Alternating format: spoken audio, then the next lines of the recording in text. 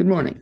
This is the Blaine's World webcast that can be found each week on Facebook, YouTube, and LinkedIn. You can also listen in on Spotify or Apple Podcasts, and you get more information about this show and previous shows at our website, which is behind me, blainesworld.net. I'm your host, Blaine Greenfield, and I'm here in my Zoom studio in lovely downtown Fairview, North Carolina. Each week, we focus on positive news and information about people and organizations in both Western North Carolina and throughout the country. And toward that end, it's my pleasure to introduce John Boyle, reporter and columnist at the Asheville Watchdog. And he's my guest today. And John, you can wave to all your fans and friends who are watching this. Yeah. Okay. Thanks for having me on. Okay. Well, thanks, man, for joining me. John Boyle, as many folks may know, is a former reporter and Answerman columnist at the Asheville Citizen-Times.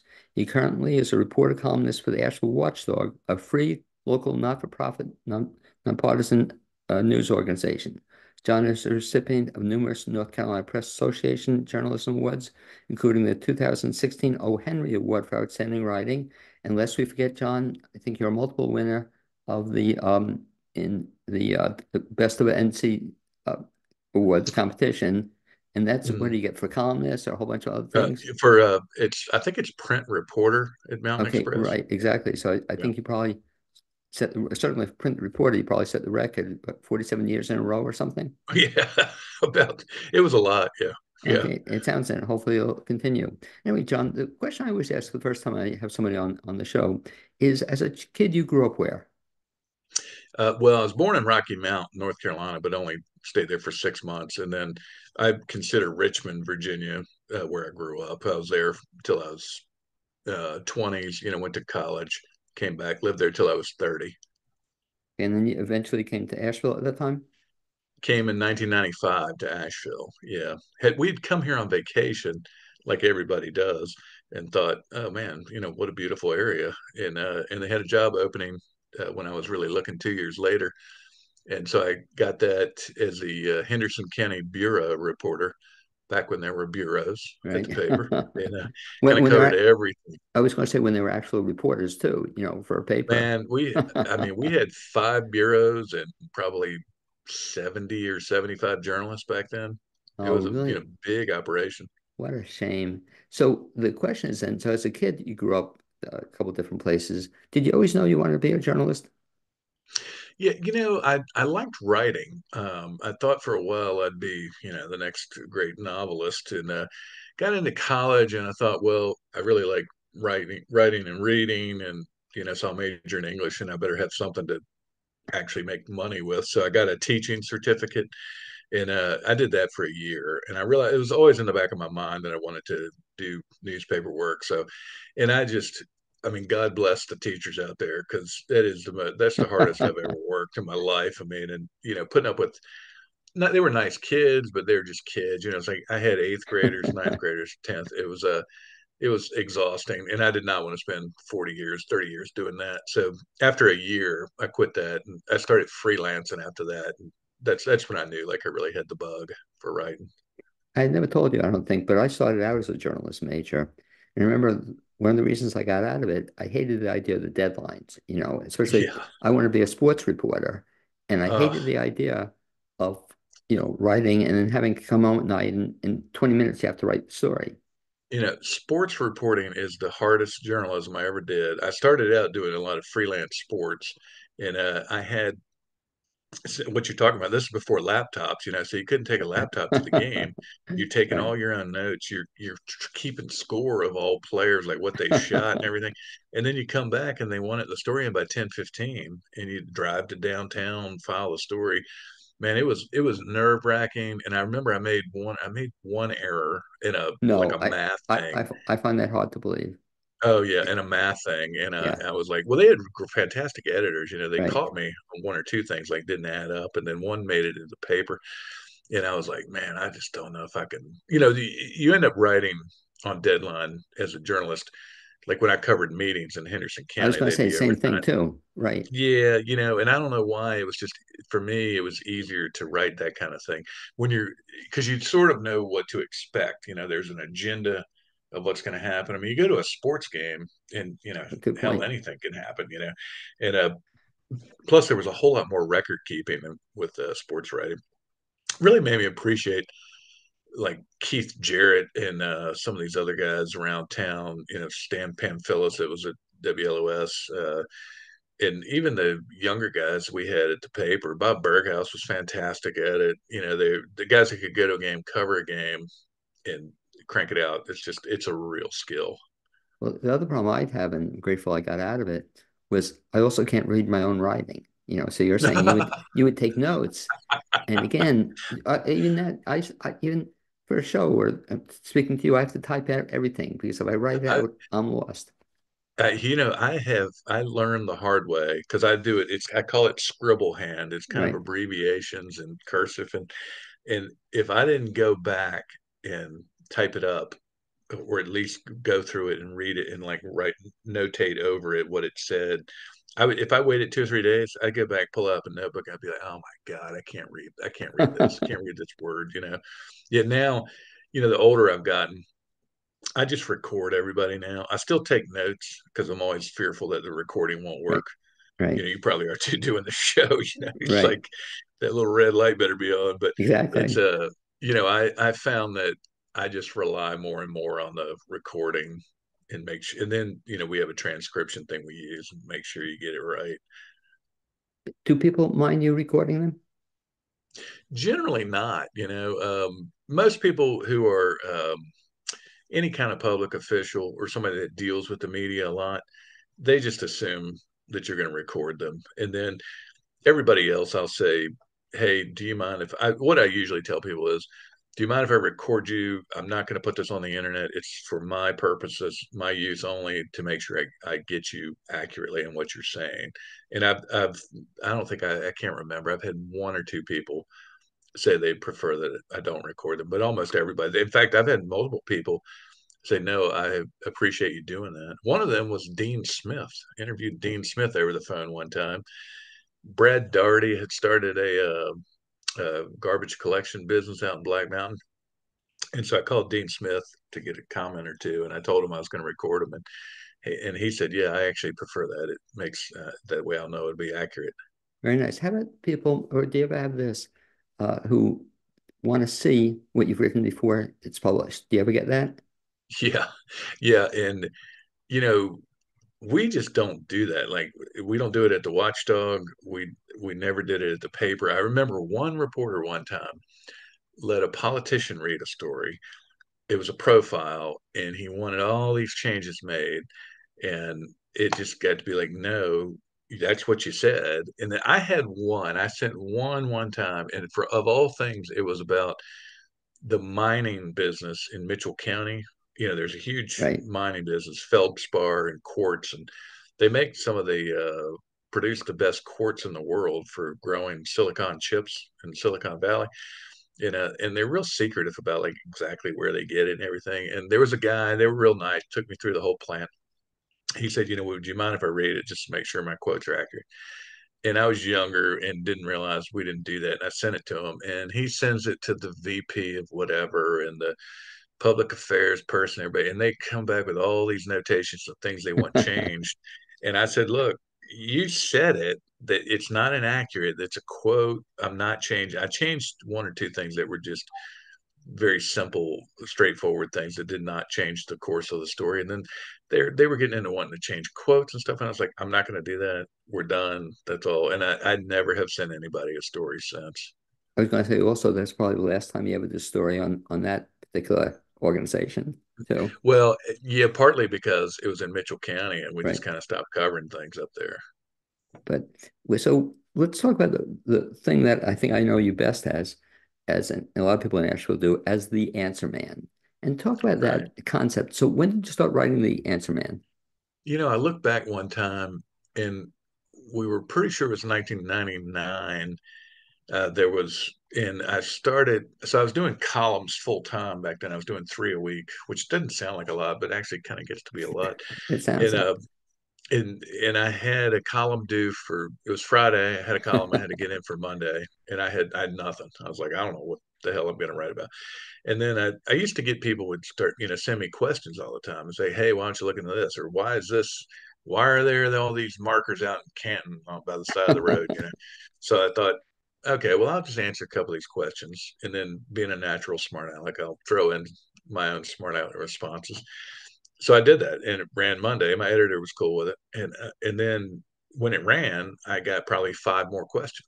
People were like, "Oh, hey, I really like that. Why don't you find out about this? Find out about this?" And so I said, "All right, I'll do that the next Monday." And then so we started doing it every Monday for the first about I don't know, it's about 15 years probably, maybe not, maybe 12. Did it every Monday, and then we got to where we were looking for more readership at the paper, and I said, look, I get so many questions. I could do this column 5 days a week, kind of said it like half tongue in cheek. I could do this thing 5 days a week. And my editor was like, oh, well, could you? Because we could use that. So I started doing it. And I would do two. I used to do three questions. I would do two every day. And it just is like a self-perpetuating machine. The more you run it, the more questions you get.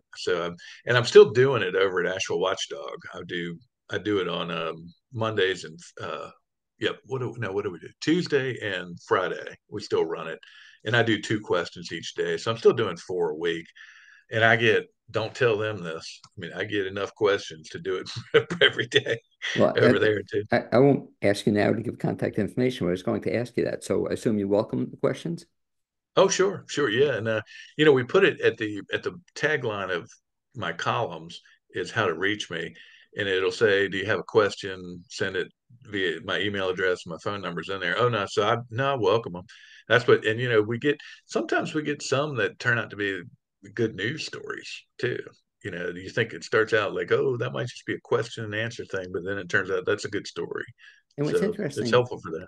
you just did a story, and I loved it. I love all your stories on in consumerism. And you talked about, Right. we'll talk a little bit about me in a second. But what's interesting about that column, John, is that I noticed that's a longer column than you typically write. That was a pretty long column that you did a It lot of, which was. was, you did a lot of in-depth uh, work on that one too.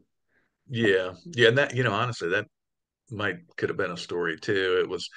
It was about I just had some really bad customer service experiences, and I said in there, I sound like an old man because I'm ranting about customer service. But like, we go to a Wendy's, my wife and I, and they stamp your ticket, it's 22 minutes to get the food. And you know how it is when you're at a place like that, you're watching everybody in the drive-through get served. And it was us and one other customer inside, and that guy left. Like he got his food and left. And I'll go up and ask him, like, and oh yeah, we're working on it, we're short staffed or whatever. And then I had a just terrible thing at Lowe's, which I mean, I go to Lowe's all the time, but bought a lawn cart that ended up not even working. Had to get the guy to unlock it, and I stood out there for over 30 minutes, which is ridiculous. I mean, it's just, and I don't know if they don't have enough people. Seems like nobody has You're enough right. people. And rather than just bashing everybody, I wanted to get into explaining what is causing this. And that's what I talked to Nathan Ramsey at Land I of said that. Yeah. Sky in the workforce. He's the director of the regional workforce task force out there. And he's always fantastic. He gave me a lot of really good information. And, basically, one of the factors is in Western North Carolina here, we have 10,000 more jobs than there are people looking for jobs. So they cannot get enough people. And then one of the other things he was saying is customer service, really training people well, is very expensive. And one of the problems they have is turnover. They get people in there, they spend a lot of time training them the way they want them to be, and then the job market's so hot they go somewhere else. So you get a lot of first of all, they don't have enough employees, and then a lot of them just are not trained well. And but some of that's too, it's just like basic stuff. My wife and I always say, like, could they just say, oh, I'm really sorry, we we forgot, oh, I feel so bad about this, or toss me a frosty, at Wendy's. If they'd have given me a frosty, Blaine, everything would have been peachy.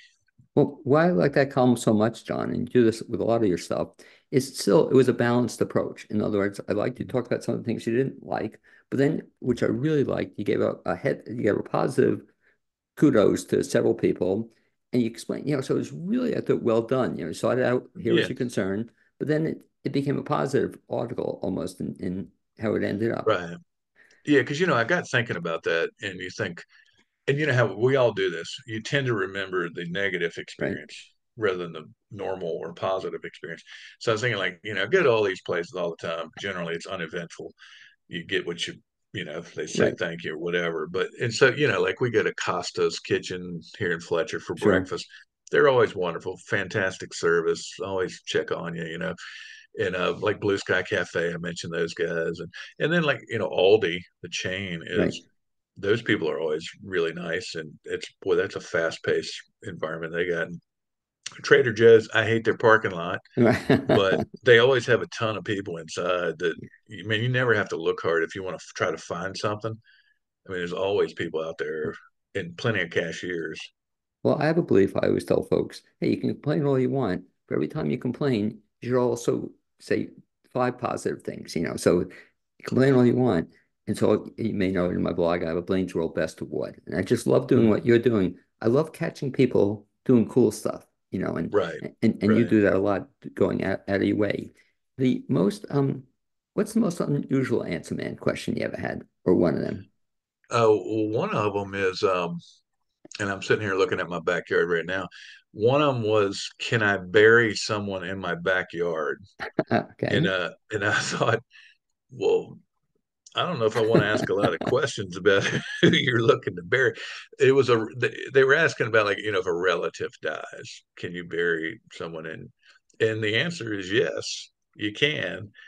At least it was when that question came in about 7 or 8 years ago.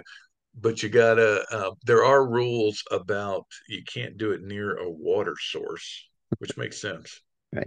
You wouldn't you wouldn't want to be tasting grandpa on your morning coffee, so, so um, yeah, that was probably the oddest one I've gotten.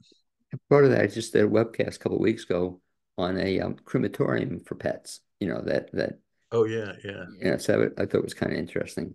But the oddest one, what's the strangest? Well, that was up their strangest question. What's the question you had that got the biggest response?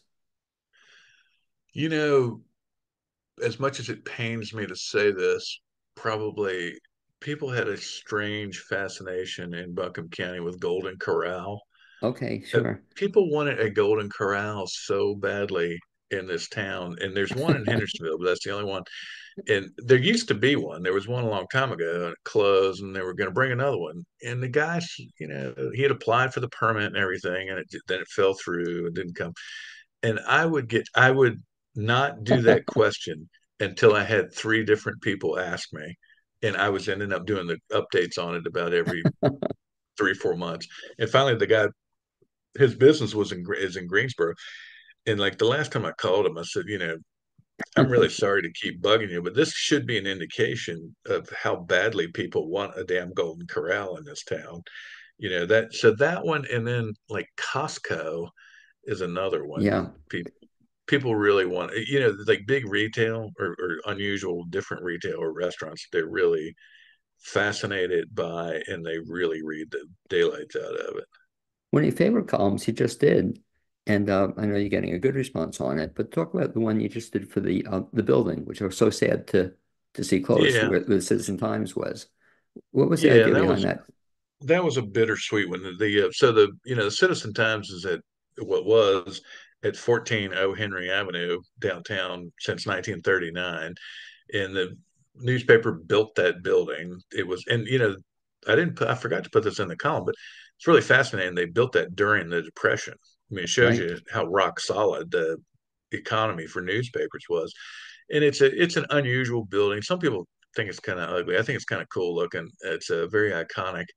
And it was, the printing press at one point was in the building. There's still like kind of these steel railroad track looking things in the basement where they would haul the paper through there. And the old timers would talk about when the press started up, the whole building rumbling, and we had, when I started working downtown in '97, I'm going to guess 200, well over 200 people working in that building. I mean, every nook and cranny of that building was full. Sales reps, circulation people, journalists, business side, editors. I mean, it was just crazy. And it was so busy and a little boisterous. And then when people got on deadline, it was very intense. And it's got that beautiful, iconic You've been in there before. It's got Yeah. the, the map of Western North Carolina. And even that was a little sad for me because that's the area the paper used to cover. Their slogan for decades was "Voice of the Mountains," Okay. and we really did when I worked there. We really did cover the all 17 counties. I think they even put like 19 counties on there. But so it's a beautiful old building. I spent 27 years working there, and Karen Chavez, the editor now, wrote a really nice, very lovely column about the building. They found out that Gannett wanted them to move out. I think they're looking for another office, but they weren't. It's like a lot of newspapers. They're down to about 10 journalists, and they were only on the second floor and I about a remember. Yeah. quarter of the second floor. So they had there was probably room for 25 people in there, and they just don't need that much space. So they left, and at the end of March, and they're gone. And she wrote a really nice column, I thought, and I thought she just wrote it totally from a first person. And I thought, well, it'd be nice to talk with Barbara Blake and Dale Neal, Clark Morrison, Mark Barrett, these folks that literally Barb spent 40 years there. Mark Barrett's, I think, 35. Clark was over 30. Dale was over 30. And they were there in the 80s, 90s when I came there and like really, really saw the heyday. So I asked them to just send me their thoughts and memories about it. And they're all wonderful writers and just had some really poignant things to say about the building. And Mark and Clark and I went to lunch there. You've probably been in there. I guess you've been Right. in there Yeah. I recently. have. Yeah. Yeah, it's a cafe. Right. On the first floor is the cafe and the printing plant for records. The newsroom was always upstairs, but we had an editor that moved us down the first floor for about 4 or 5 years. We were down there, and our Mark and I were saying our desks were right where the printing plant machine is now. Like you see it over there, going, well, that's where we used to sit. So it was just kind of wistful a little bit. Again, sounding like an old geezer, but kind of reminiscing Well, you're about getting there, by the way. So am I. So not that. sounding, it's not I know, sounding like you are. I But know, I but know. what's cool about that column because that's another one. I see it. You're already getting a big response on that. Even after the fact, people are commenting on it. Yeah, it did. And, it got shared by a lot of journalists, which I thought it would. It actually got a mention on Pointer, their like national little daily newsletter thing they send out. And then it got, I tell you one thing you realize about a paper like that is and Karen, I think, said this, it was a community hub. And it really was it's amazing how many people I have met that work there in some capacity or another. You think about all the people in circulation that were stopping by there to get their papers to deliver, or district managers and sales reps. There are over the years thousands upon thousands of people around here that work there. Or there, I had a bunch of emails from folks saying, my dad worked there for X number of years. I had a guy saw him at a hardware store, and he said his I think his uncle or dad or somebody worked there for years and years. People have a lot of strong connections to that building, which I thought was cool. In terms of working out of the building, that also changed because, like you said, one time you had all these people running around doing stuff. Toward the end, and I'll even ask you now about the Watchdog, that's changed too because you weren't there, I guess, during COVID. Is that correct? Yeah, no, I joined the Watchdog in November of 2022. That So okay? it So was in sort between, of near right? the tail end of it. Yeah. So the question I'll ask you is, so toward the tail end, so that also changed in journalism. At one time, you go down to the paper and do all your work. Mhm. Now, even with Watchdog, I assume you're not at an office 9 to 5 on 5 days a No, week. yeah, no, and that's it's people always ask me like, how do you like the Watchdog? And I love working here, and it's a great group of people. My only complaint is I wish we did have a physical office and would go in 2 days, 2.5 days, something like that. Because we've got 4 paid people, we've got 6 or 7 volunteers. It would be nice to go in, like we meet every week and discuss stories in person to get to know each other and like build that camaraderie, because that was part of too about the column, is you really had that camaraderie. But that's another thing that COVID just changed everything. And I've talked to numerous friends that go in 1 day a week, maybe 2 days a week. The most people are going in is three. And it depends, if you have a job Right. like in the medical field or something, you have to be in there. It's different. Right. But office work, I think it's just changed that forever. Yet even the medical field, you raise a good point. That's changing in that whoever Mm, heard of virtual appointments, or right, you want to see a right. psychiatrist or psychologist, whatever, but it can be Yeah, done. I don't know about you, John, but I just love the fact that, yeah, I don't have to go in. It used to be you have to come meet me at the station. You have to be there at 9 o'clock, and on right. time. And I just love the no restrictions. It's really kind of I, cool. I I do like not having to drive on I-26 Right. up and back. I Right. mean that was always dicey, and then when they started this widening project, it's just a nightmare. But it's also kind of nice that you surprised me tonight that you did get dressed up, But the other thing about, um, Oh, I'm um, 100% wearing shorts here, Blaine.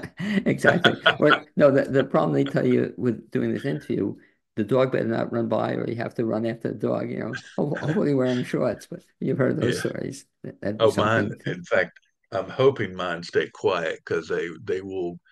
It seems like every time I try to do an interview, they go nuts and start barking at the neighbor's dog or a squirrel or something. I've had multiple times had to say, "I'm really sorry. Could you hold on for a second? I need to close the door." well, same thing too. Sometimes I didn't today, but sometimes I have to ban my cat. Same thing to close the door, and Right. that does it.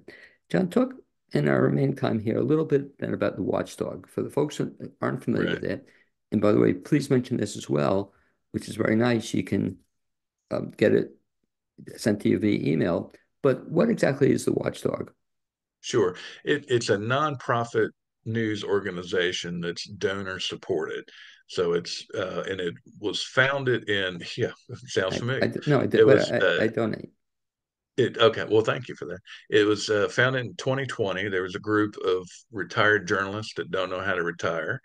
They had very impressive careers. Pete Lewis worked at New York Times, multiple other papers.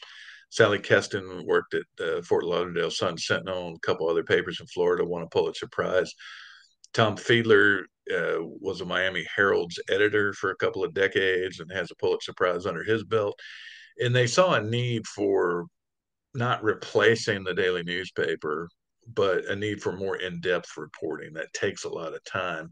And so they started this nonprofit, and their intention from the beginning was to make it free, no subscriber deals where you have to fight through a paywall or pay $20 a month or $10 or whatever. And so they kept it free, and they have grown it steadily and carefully. They didn't want to go crazy, but we're now, so it was all volunteer. I was the first paid I remember. employee, and I'm full time. And then they hired Andrew Jones, who I'm sure people will know has been doing all the mission health coverage, HCA coverage. And then Keith Campbell is our managing editor, and he worked at the Dallas Morning News for 3 decades. He was a managing editor. And we just hired a new reporter, Victoria Ifatusin, who's young, about probably mid 20s, just got her master's degree, and she's a paid employee too. So we're growing, and all we don't require you to pay anything. What they like to do is get your email address, and you probably do this. And then whenever we publish a story, we send you an email saying, "Hey, read the latest Answerman column here." And then they will say, "We're donor supported. If you'd like to donate," that comes up quite a bit. So it's a different model. Newspapers are made all their money, or 50, 60% of their money on advertising, sometimes more, a little bit on circulation, but mostly on the advertising. And that whole model has been upset and has dwindled, as we were talking about. So it's a different model. And the thing that's been really heartening to me is I'm just really impressed on the number of donors and how generous some people have been. I mean, they you can tell they really do appreciate good journalism, and they want it. So that's good to know in this day and age. If I can make a recommendation to folks, if they're listening or watching, that definitely take your recommendation to sign up because I get it all the time. inviting people to sign up for. But if they want to sign up for the just no, they can get just your column, or they get all the other stuff from the paper, They'll from do the they do organization, alerts, right? basically what they do. And actually I told them we ought to tweak the language on there because it said to subscribe, fill us out. And I said, people assume subscribe means you have Good to pay point. something.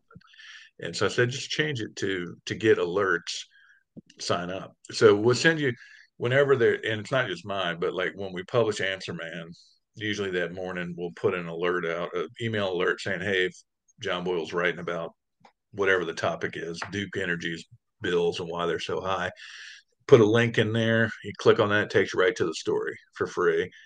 And we'll do that whenever Andrew posts something, or uh, Sally, or Pete, any Barbara Dora, any of the other writers too. So it's I find it's really easy to use. I mean, and it's fairly non-intrusive.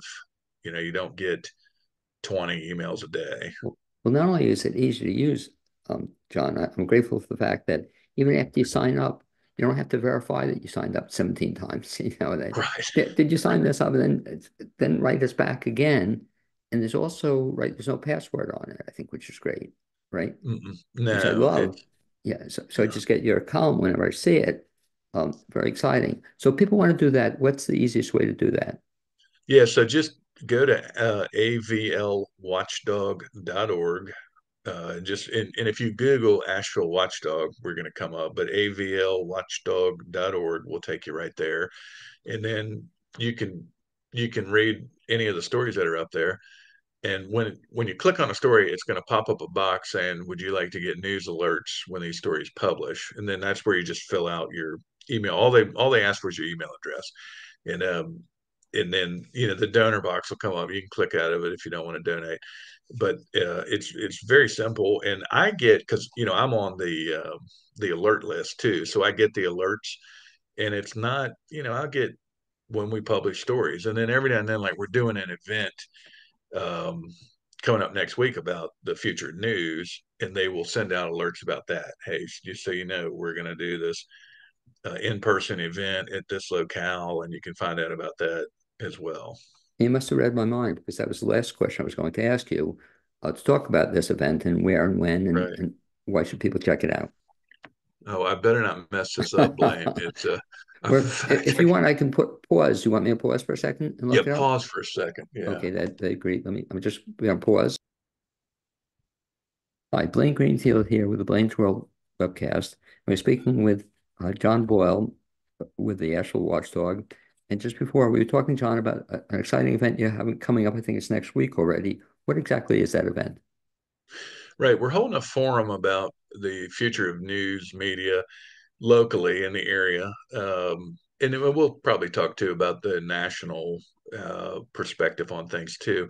And it's Wednesday, April 17th at 6:30 p.m. at Ferguson Auditorium at AB Tech. That's a fairly sizable auditorium. So it'll hold, I think, probably 300 people. You can find out about this too at ablwatchdog.org. It's right on our front page. You click on it. We're having representatives from uh, BPR, Blue Ridge Public Radio, WLOS.